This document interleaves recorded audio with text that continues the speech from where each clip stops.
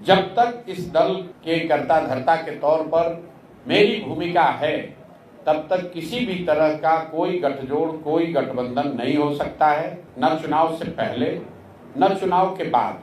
जिस ईमानदारी और शुद्धता की बात कहकर इस प्रयास को हमने शुरू किया है, उस प्रयास के ईमानदारी और शुद्धता में कभी कोई कॉम्प्रोमाइज हो नहीं सकता है। और ये बात आप समझिए कि जन सुराज बनाकर राजनीति करने की जो हम लोग की मंशा है, इसका उद्देश्य एमएलए बनना नहीं है। जितने लोग यहाँ जुड़े हुए हैं जन सुराज में, बहुत सारे लोग वो सिर्फ इसलिए नहीं जुड़े हैं कि जन सुराज में आ जाएं और एमएलए बन जाएं, मंत्री बन जाएं। इसमें बहुतेरे लोग ऐसे हैं जिन्होंने जीवन में बहुत कुछ हासिल किया है। जो मंत्री और विधायक हासिल कर सकते हैं, उससे बहुत ज्यादा जीवन में हासिल भगवान की दया से किया हुआ है। हम लोग आकर वापस इसलिए यहाँ ये शुरू किए हैं कि बिहार में एक नई राजनीतिक व्यवस्था को बनाया जाए, बिहार की मिट्टी का कर्ज है उसको अदा किया जाए।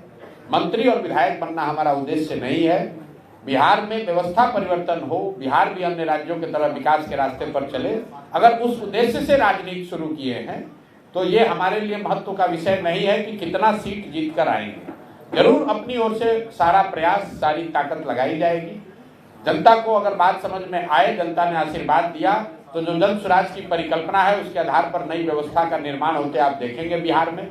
लेकिन अगर किसी वजह से सफलता न भी मिले तो भी चाहे 5 वर्ष लगे, 10 वर्ष लगे, जन सुराज में हम लोग पीछे हटने वाले नहीं हैं। किसी तरह का वैचारिक या व्यवहारिक, मैं फिर से दोहरा देता हूं, ना वैचारिक ना व्यवहारिक, किसी तरह का कोई डाइल्यूशन, कोई गठबंधन नहीं होगा। शुद्धता और ईमानदारी इसकी मूलधन हम लोग का वही है और उसको हम लोग खोकर आगे राजनीति नहीं करना चाहते हैं। इसलिए जन सुराज अपने दम पर ही चुनाव लड़ेगा, अपने विचार, अपने प्रयास के आधार पर चुनाव लड़ेगा।